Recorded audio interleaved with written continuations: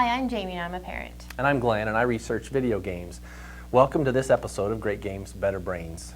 Glenn, I've got kids at home that are 13 and 12. Yeah. And I know you also have too. Yep, 16 and 13. Yeah. Okay. So they're a little above the age range that my niece is. So it makes And how old is she? She's 7. Okay. And then I have a nephew who's almost 3. So when they come over, I mean, trying to find the right kind of games for them. So really, Do you have you're looking any- for some games ages 3 to 8.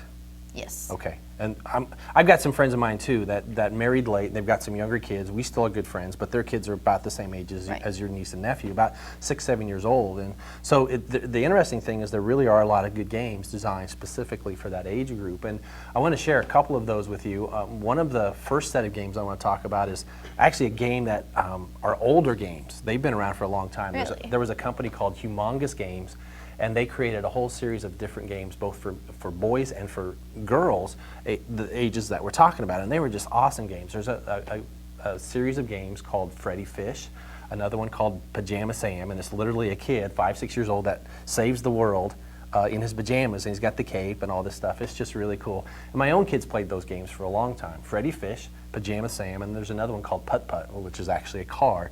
And the intent of all those games that Humongous Games made was to help kids solve problems, literally quizzes and riddles, and they had to save the world, and they had to do this by going to different places and gathering artifacts and putting things together.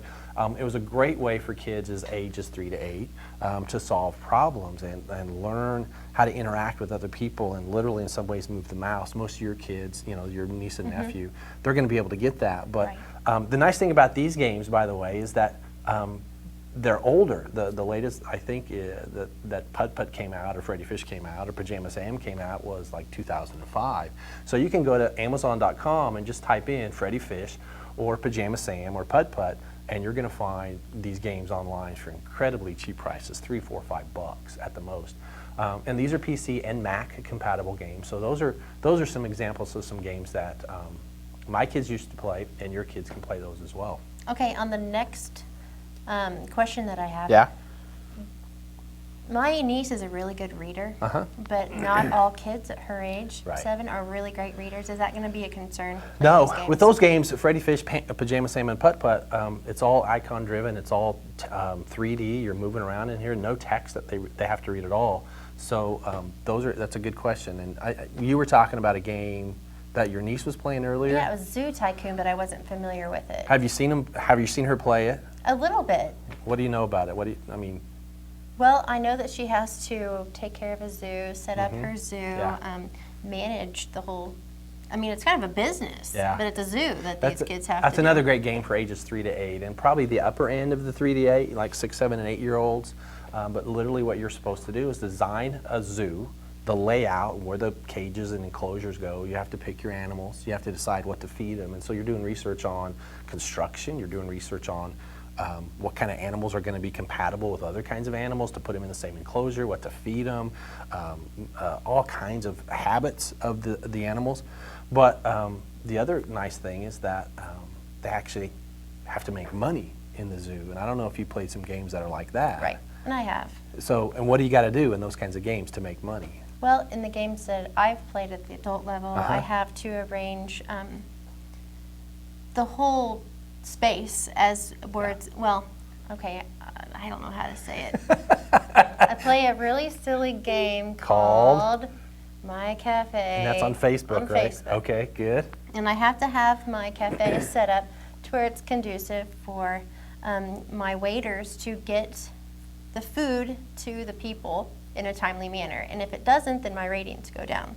So maintain and earn money, then I have to keep my ratings up high. And that's obviously a game for adults on Facebook, but Zoo Tycoon is a lot like that. You literally have to design the zoo so that people will pay money to enter your zoo. So you have to have good enclosures, you have to have good sidewalks to get people from one place to the other. You got to have good restrooms, you got to have good concession stands, and if those are not in place, the ratings, literally a happy smile or a sad face shows up above the heads of the people who are visiting your zoo, and it will tell you, I'm not going to pay any more money for this zoo. It's just not very well designed, and the animals are sad, they look hungry. So that's a really good game. So if your niece is playing that game, continue to have her play that game. And the nice thing too, it's an older game, but there's been some add-ons, some additional games. So there's like Zoo Tycoon 2, Zoo Tycoon Marine Animals. So you have like an aquarium thing working with sharks and dolphins. That's a good game. So if they're playing that at your house, keep letting them play that game. One other last game I want to mention for ages 3 to 8 is a game called Great Journey, and it's also for PC and Mac. Zoo Tycoon, by the way, PC and Mac, so it doesn't matter what platform you're using.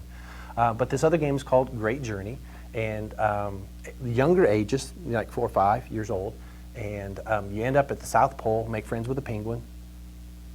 Sounds good? Sounds good to me. Mr. Penguin disappears, and you got to track Mr. Penguin down. So kids in this game called Great Journey have to travel around the world, the desert, rainforest, solving problems, solving clues, and eventually they get back together. You don't need to tell your kids that, but it ends happily.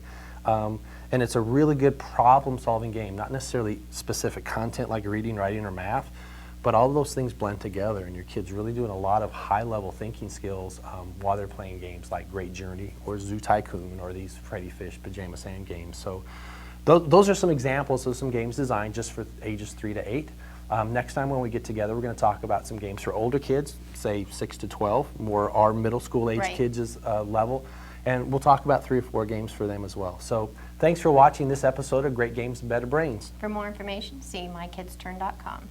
See you next time.